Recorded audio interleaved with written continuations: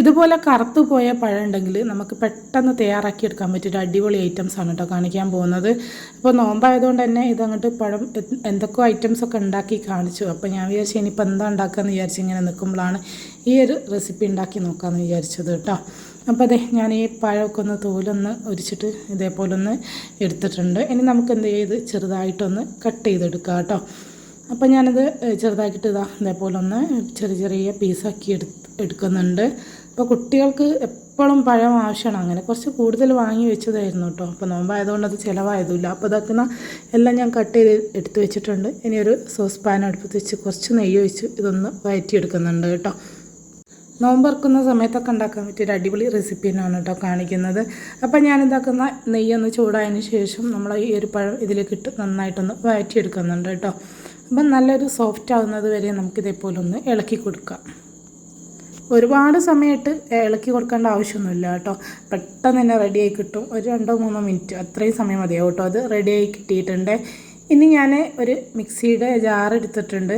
അതിലേക്കൊരു 3-4 കോഴിമുട്ടയാണ് ഞാൻ പൊട്ടിച്ചൊഴിച്ച് കൊടുക്കുന്നുണ്ട് കേട്ടോ. അതാക്കുന്ന എല്ലാം ഒഴിച്ച് കൊടുത്തിട്ടുണ്ട്. ഇനി നമുക്കിതിലേക്ക് മധുരത്തിനാവശ്യമായ പഞ്ചസാര ചേർത്ത് കൊടുക്കുക കേട്ടോ. പഴത്തിന് നല്ല മധുരമുള്ളതാണെങ്കിൽ ഓവർ മധുരം ചേർക്കാത്താണ് കേട്ടോ. നല്ല ഒരു 3 ഏലക്കായയും അതേപോലെ ഒരല്പം മഞ്ഞൾപ്പൊടിയും ഒരു നുള്ളു ഉപ്പും കൂടെ ചേർത്ത് കൊടുക്കുന്നുണ്ട് കേട്ടോ. മധുരം ഒന്ന് ബാലൻസ് ചെയ്യാൻ വേണ്ടി. ഇനി ഒരു 1/4 ഗ്ലാസ് പാലും കൂടെ ചേർത്ത് ഒന്ന് മിക്സിയുടെ നന്നായിട്ടൊന്ന് അടിച്ചെടുക്കുക കേട്ടോ. അപ്പോൾ അതാക്കുന്ന ഞാൻ ആ ഒരു മിക്സാക്കി വെച്ച പഴം ഈ ഒരു ബൗളിലേക്ക് ഇട്ട് കൊടുത്തിട്ടുണ്ട്. ഇനി നമ്മൾ തയ്യാറാക്കി വെച്ച ആ മുട്ടേൻ്റെ മിക്സ് ഉണ്ടല്ലോ അതും കൂടി ഇതിലേക്ക് ഒഴിച്ച് കൊടുക്കുക കേട്ടോ. എന്നിട്ടൊരു കയ്യിൽ വെച്ചിട്ട് നന്നായിട്ടൊന്ന് മിക്സ് ചെയ്ത് കൊടുക്കാം. അപ്പോൾ അതെ ഞാൻ നന്നായിട്ട് ഇതേപോലെ ഇളക്കി കൊടുത്തിട്ടുണ്ട്. നമ്മളെ സോസ് പാന് ഞാൻ അതിൽ നെയ്യുണ്ട്. നിങ്ങൾക്ക് വേണമെങ്കിൽ ഒന്ന് അല്പം നെയ്യ് ചേർത്ത് കൊടുക്കുക കേട്ടോ. ഇതിലേക്ക് ഒഴിച്ച് കൊടുക്കുന്നുണ്ട്. ഒന്ന് ജസ്റ്റ് ഒന്ന് തട്ടിയതിന് ശേഷം അടുപ്പത്ത് വെച്ച് ഒന്ന് കുക്ക് ചെയ്തെടുക്കുകയാണ് കേട്ടോ. ഈ ഹോള് ഞാൻ കുറച്ച് മൈദ ഇട്ടിട്ടൊന്ന് അടച്ച് കൊടുത്തിട്ടുണ്ട്. അപ്പോൾ ഇനി നമുക്ക് എന്ത് ചെയ്യാം, ലോ ടു മീഡിയം ഫ്ലെയിമിലിട്ടിട്ടൊന്ന് ഇത് കുക്ക് ചെയ്തെടുക്കാം കേട്ടോ. കുറഞ്ഞ സമയം ഒരു മീഡിയം ഫ്ലെയിമിൽ ഇട്ടിട്ട് അതിന് ശേഷം ഒന്ന് കുറച്ച് വെച്ചാൽ മതി കേട്ടോ. ഈ ഒരു സമയം കുറച്ച് അണ്ടിയും മുന്തിരി ഞാൻ അതേപോലെ ഒന്ന് വറുത്തെടുത്തിട്ടുണ്ട്. അതിന് ശേഷം ഒന്ന് ഏകദേശം ഒന്ന് സെറ്റായി വന്നതിന് ശേഷം ഞാനതിലേക്ക് ആ വറുത്ത് വെച്ച അണ്ടിയും മുന്തിരി ഒന്ന് ഇതേപോലെ ഒന്ന് ഇട്ട് കൊടുക്കുന്നുണ്ട് കേട്ടോ.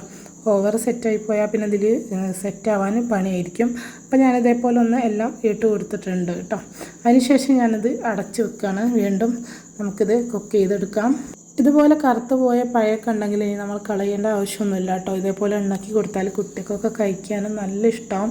ഞാൻ നേരത്തെ നെയ്യ് ചേർത്തിട്ടില്ലായിരുന്നില്ല, അതുകൊണ്ട് കുറച്ച് നെയ്യ് ഇട്ട് കൊടുക്കുന്നുണ്ട് കേട്ടോ. അതേപോലെ ഞാൻ കുറച്ച് കസ്കസ് ഉള്ളതിനെ കൊണ്ട് വീട്ടിലുള്ളതിനെ കൊണ്ട് അതും കൂടെ മുകളിൽ കുറച്ച് ഇട്ട് കൊടുത്തതാണ്. എൻ്റെ ആവശ്യമൊന്നുമില്ല കേട്ടോ. അത് അടിപൊളി റെസിപ്പിയാണ്, നല്ല ടേസ്റ്റുമാണ് കഴിക്കാനായിട്ട്. അപ്പോൾ വീഡിയോ എല്ലാവർക്കും ഇഷ്ടമായി എന്ന് വിചാരിക്കുന്നു. അപ്പോൾ സിമ്പിൾ റെസിപ്പിയായിട്ട് ഞാൻ വീണ്ടും വരും. അപ്പോൾ ഇൻഷാ അല്ലാഹ് ഇഷ്ടപ്പെട്ടാൽ ലൈക്ക് ചെയ്യാനും ഷെയർ ചെയ്യാനും സബ്സ്ക്രൈബ് ചെയ്യാനും മറക്കല്ലേ. ബൈ.